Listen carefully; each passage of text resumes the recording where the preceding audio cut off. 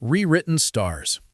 A year after the contract that changed everything, Olivia stood in the kitchen of their countryside home, arranging freshly baked madeleines on a ceramic plate. Through the window, she could see Sebastian in the garden, notebook in hand, meticulously labeling each plant with stakes and waterproof markers.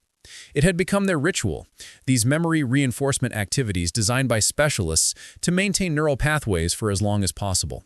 Some days were better than others. Today was a good day. "Your sister's flight lands at 6, Sebastian said, entering with dirt-smudged hands and the scent of earth clinging to his clothes. She texted from her layover. Olivia smiled, pleased he'd remembered without prompting.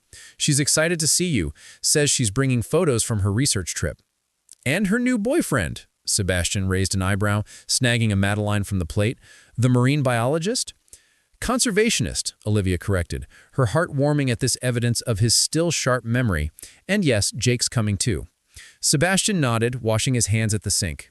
When he spoke again, his voice was deliberately casual. "I had an idea this morning, for the foundation." The Sebastian Cole Foundation had become their shared purpose, channeling Wellington's resources into research for neurodegenerative diseases and support for affected families. Olivia had taken on a significant role, her business acumen surprising even herself. "What kind of idea?" she asked, watching him closely. "Memory banks," he said, eyes lighting with the excitement that still emerged when his mind was clear. "Digital archives where patients record messages, stories, instructions for their future selves and families, accessible through AI interfaces that adapt to cognitive decline." Olivia set down her spatula. "That's brilliant, Sebastian." "I've already started mine." He pulled out his tablet, opening a folder labeled "For Later." "Messages for you, for the board, for myself, for when words become—" He gestured vaguely, frustration flickering across his features as the term eluded him. "Difficult," Olivia supplied, gently. "Yes," his relief was palpable. "I recorded one this morning, about the first time I saw you, in my office, how you looked both terrified and defiant." Olivia moved to embrace him from behind, resting her cheek against his back. "I was terrified. You were intimidating." "I was captivated," he countered, turning to face her. "Even then." Their lips met in a kiss that still held the urgency of borrowed time, yet carried the comfortable familiarity of genuine partnership. Later that evening, with Lily and Jake settled in the guest house, Olivia found Sebastian on the terrace, gazing at the stars. She wrapped a blanket around his shoulders against the autumn chill. "Good day?" she asked, settling beside him. "Mostly," he admitted. "Had a moment after lunch where I couldn't remember which medication was which." Olivia nodded, accepting his honesty without flinching. This was their pact. Complete transparency, no matter how difficult. "Lily's treatment is officially a success," she said, changing the subject to brighter news. 5 years remission. The doctors are using the term cured. Sebastian squeezed her hand. "That's everything, Liv. Everything we hoped for her." The unspoken thought hung between them, that his own journey had no such hopeful endpoint. The medications could only slow the inevitable decline. "I've been thinking," Sebastian said, after a comfortable silence. "About time." "What about it?" "How differently we measure it now. Before my diagnosis, I counted success in quarters, fiscal years, 5-year projections. Now I measure it in moments. Good days, clear memories." He turned to her, his gaze intent. "Love that exists outside of time." Olivia felt tears prick her eyes. "That's beautiful." "I want to renew our vows," Sebastian said suddenly. "Not the fake ones from before, real ones, on the anniversary of that ridiculous contract." "You want to marry me again?" Olivia asked, surprised. "I want to marry you for the first time," he corrected. "Properly. Because I choose you knowing everything, and I want it documented, another memory to keep." Olivia's heart swelled. "Yes. 1,000 times yes." Sebastian's smile was radiant, untouched by the shadows that sometimes claimed him. "I may forget many things, Olivia Reed Cole, but loving you won't be one of them." "How can you be so sure?" she whispered. "Because it's not just stored here," he said, tapping his temple. "It's here." He placed her hand over his heart. "And there, some things remain even when memory fails." Under the vast canopy of stars, they sat together, two people who had begun with a business arrangement and discovered something far more valuable. Their future held uncertainty, yes, difficult days, inevitable losses, but also this: moments of transcendent connection, love chosen daily despite its cost, and the quiet certainty that some bonds exist beyond the fragile architecture of memory. In the end, their story wasn't about a contract with an expiration date, but about the infinite ways love rewrites our destinies, one day, one choice, one moment at a time. New horizons. The coastal lighthouse stood tall against the darkening sky, its beams sweeping across the water in rhythmic pulses. Sophie leaned against the railing, watching waves crash against the rocks below. Behind her, Nathan and Leo explored the lighthouse keeper's cottage, now converted into a small museum. A year had passed since Nathan's return, a year of careful rebuilding, painful conversations, and unexpected joys. Sophie had taken that research position in Australia, but with a modified arrangement that allowed her to split her time between continents. The distance had given her perspective, space to heal and to miss them both. "Sophie! Sophie!" Leo came running toward her, excitement radiating from his small frame. At 5, he was all boundless energy and curious questions. "The man said lighthouses used to save people from storms. Is that true?" "Absolutely," Sophie smiled, kneeling to his level. "Lighthouses guide ships safely through dangerous waters, helping them find their way home." "Like you," Leo said with the simple wisdom of children. "Daddy says you help us find our way." Sophie's heart tightened. She glanced up to find Nathan watching them, love evident in his eyes. Later that evening, after Leo had fallen asleep in the coastal cottage they'd rented for the weekend, Sophie and Nathan sat on the porch swing, a comfortable silence between them. "I received an offer from the International Marine Conservation Coalition," Sophie said finally. "They want me to head their new Pacific Rim initiative. It would mean less field work, more administration, but the impact would be significant." "That's incredible," Nathan said, genuinely. "You'd be brilliant at it." "It's based in San Francisco," she continued, watching his reaction carefully. Understanding dawned in his expression. "We could," he started, then caught himself. "Sorry, I shouldn't assume." "That's what I wanted to talk about," Sophie took a deep breath. "This past year has taught me a lot about forgiveness, about the families we choose, and about second chances." The porch swing creaked gently as Nathan shifted to face her. "What are you saying, Sophie?" "I'm saying that Leo asked me last week if I would be his mom someday, and I realized I've been thinking of myself as his mom for months now." Nathan remained quiet, letting her continue. "I'm saying that the life I imagined with you didn't include a child, or long-distance work arrangements, or learning to forgive something I never thought I could." Sophie reached for his hand. "But the life we could build together now might be better than anything I could have planned." "Nathan." Sophie's voice was thick with emotion. "Are you sure? I never wanted to pressure you." "I'm sure about Leo," she said honestly, "and I'm sure that despite everything, I never stopped loving you.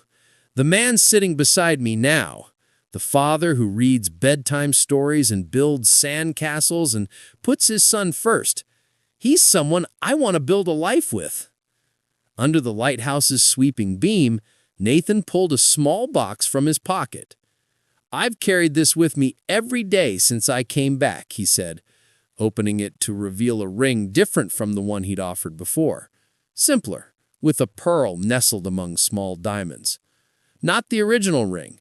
We're not the same people we were. But if you're ready..." Sophie looked at the pearl gleaming in the moonlight. "From the ocean?" she whispered. "Like you," Nathan echoed Leo's words. "Our constant. Our guide home." This time when Sophie said yes, it wasn't with the innocent joy of their first engagement, but with the hard-won wisdom of knowing exactly what she was choosing. Not just Nathan, but Leo, and the unconventional family they'd create together. The wedding took place 6 months later on the beach where they'd first reconnected. Leo stood proudly between them, holding the rings on a small pillow shaped like a seashell.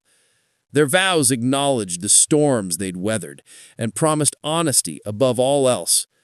When the justice of the peace pronounced them husband and wife, Leo tugged on Sophie's dress. "Does this mean you're really my mom now?" he asked, eyes wide with hope. Sophie kneeled down, eye to eye with the boy who had unexpectedly captured her heart. "I've been your mom in all the ways that matter for a long time," she told him. "This just makes it official." As Nathan wrapped his arms around them both, Sophie realized that sometimes the most beautiful journeys are the ones we never planned, the unexpected detours that lead us exactly where we were meant to be.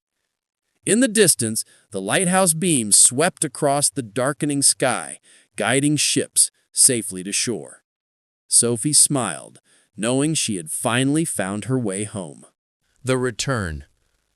The silence in Sophie's apartment hung heavy as Nathan sat across from her, the little boy, Leo, quietly coloring at the coffee table between them. Sophie had wordlessly let them in, more from shock than forgiveness. Nathan looked different, thinner, with dark circles under his eyes and a weariness that hadn't been there before. His expensive watch and tailored clothes had been replaced by a simple sweater and jeans. "I don't even know where to start," he said finally. "The beginning would be nice," Sophie replied, her voice steadier than she felt. "Who is he, Nathan?" Nathan glanced at Leo with a gentleness that tugged at Sophie's heart, despite her anger. "He's my son." The words hung in the air like a physical presence. 5 years ago, before I started Horizon, I was in a relationship with a woman named Elise. We were together for almost a year before we went our separate ways. Amicably, I thought. Nathan's eyes remained on Leo. I had no idea she was pregnant when we broke up. She never told me. Sophie watched Leo carefully filling in a dinosaur with a blue crayon, his small face scrunched in concentration. The resemblance to Nathan was subtle, but unmistakable in the shape of his eyes and the determined set of his jaw. Elise was diagnosed with an aggressive form of cancer last year. She contacted me when her condition worsened. That text I sent you, I just received her email with pictures of Leo. Nathan pulled out his phone, showing Sophie the message that had changed everything. She didn't want anything from me all these years. She built a life for them in Switzerland, away from media attention. But she was dying, Sophie. She had no family, and Leo would become a ward of the state in a foreign country. So you just left, without a word? The hurt in Sophie's voice was palpable. I was in shock. I flew to Zurich that night, thinking I'd be back in a few days once I understood the situation. Nathan's voice cracked. But when I got there, things were worse than I imagined. Elise had weeks, not months. Leo didn't know me at all. The idea of telling you over the phone that I suddenly had a child. He shook his head. I convinced myself a clean break would be easier for you. Easier? Sophie's composure finally fractured. Do you have any idea what these months have been like? The humiliation, the worry, the pain? Her voice rose, causing Leo to look up anxiously. Nathan winced. I was wrong. Terribly wrong. Once I was there, everything happened so fast. Elise deteriorated quickly. There were custody papers, arrangements to make, Leo's fear and grief to manage. By the time I could think clearly, weeks had passed, and I was too ashamed to reach out. Sophie noticed Leo watching them with wide eyes. She took a deep breath, lowering her voice. And Elise? She passed away 2 months ago, Nathan said quietly. Leo and I stayed in Switzerland until everything was settled. We've been back in the States for 3 weeks, staying at my house in Maine while Leo adjusts. Why come back now? Sophie asked, the question that had been burning inside her. Nathan met her eyes directly for the first time. Because running away from you was the biggest mistake of my life. Because Leo deserves stability and honesty. Because despite everything, I never stopped loving you." Leo approached them, clutching his drawing. "I made this for you," he said, shyly, holding the paper out to Sophie. She accepted it with trembling hands, a blue and green swirl that vaguely resembled the ocean. "Thank you, Leo. It's beautiful." "Daddy says you know all about the ocean," Leo said, his face brightening. "Do you know about sharks? They're my favorite." Something shifted in Sophie's chest as she looked at this small person who had unwittingly changed the course of her life. "Yes," she said softly, "I know quite a bit about sharks." Nathan watched them, hope and regret battling in his expression. "We should go. I just wanted you to know the truth, all of it." As they prepared to leave, Sophie found herself at a crossroad she'd never anticipated. The man she'd loved and mourned stood before her, asking for nothing but offering everything: the truth, a chance, a future she'd never imagined. "Nathan," she said as he reached for the doorknob, "come back tomorrow. We can talk more then." It wasn't forgiveness. It wasn't a promise, but it was a beginning. Building bridges. Sophie arrived at the small beachside park 15 minutes early, watching families enjoy the late spring sunshine. She spotted Nathan and Leo instantly, the boy racing ahead toward the playground, while Nathan followed at a measured pace, carrying a small backpack. "He's been excited all morning," Nathan said as he reached her. "He's not stopped talking about the shark lady." Despite herself, Sophie smiled. "I brought something for him." She pulled out a small, plush hammerhead shark from her tote bag. They watched Leo navigate the playground, occasionally glancing their way as if ensuring they were still there. The domesticity of the scene wasn't lost on Sophie, how easily they might have been mistaken for a family. "How are you really doing with all this?" Sophie asked. Nathan ran a hand through his hair. "Terrified most of the time. Parenting doesn't come with a manual, especially not when you start with a 4-year-old who's lost everything familiar." His honesty was disarming. "The company's running fine without me. James is doing a better job than I expected." "And Leo? How's he adjusting?" "He has nightmares. Asks for his mom. The child psychologist says it's normal grief." Nathan's voice softened. "But he's resilient. Yesterday he laughed for the first time since we left Switzerland.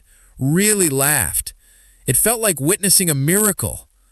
Sophie studied Nathan's face, the same features she'd fallen in love with, now marked with new lines of worry and responsibility. The man who disappeared wasn't the same one sitting beside her now. "I filed the adoption paperwork last week to make everything official. Leo needs stability." "Daddy, watch!" Leo called from the top of the slide, waving enthusiastically. "I'm watching, buddy. Great job," Nathan called back, his entire demeanor transforming. "He adores you," Sophie observed. "I don't deserve it," Nathan admitted, "but I'm trying to be worthy of his trust." After the playground, they walked along the beach, Leo skipping ahead to collect shells. Sophie presented him with the plush hammerhead shark, which he immediately clutched to his chest with a delighted grin. "What's his name?" Leo asked, examining the toy with serious consideration. "He doesn't have one yet," Sophie replied. "He's waiting for you to name him." Leo thought for a moment. "Bubbles," he declared, with the confidence only a child could muster. Later, as Leo napped on a beach blanket, exhausted from play and sea air, Sophie and Nathan finally had the conversation they'd been circling for weeks.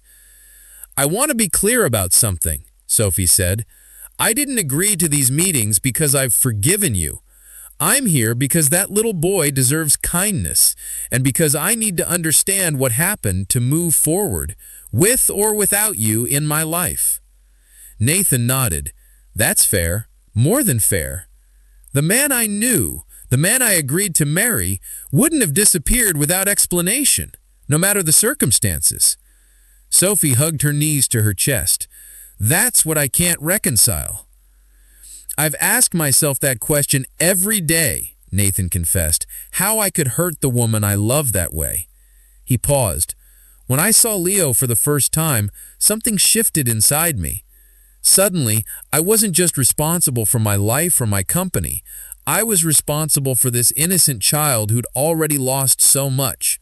I panicked, made decisions from fear rather than courage. Sophie watched Leo sleep, his small chest rising and falling, Bubbles the shark tucked under his arm. I don't expect your forgiveness, Sophie, but I want you to know that I'm not asking you to become an instant mother. Leo and I are a package deal now, yes, but if there's any chance for us, it would be on your terms, at your pace. As the sun began to set, painting the sky in familiar hues of orange and pink, Sophie made a decision, not about forgiveness or their future, but about tomorrow.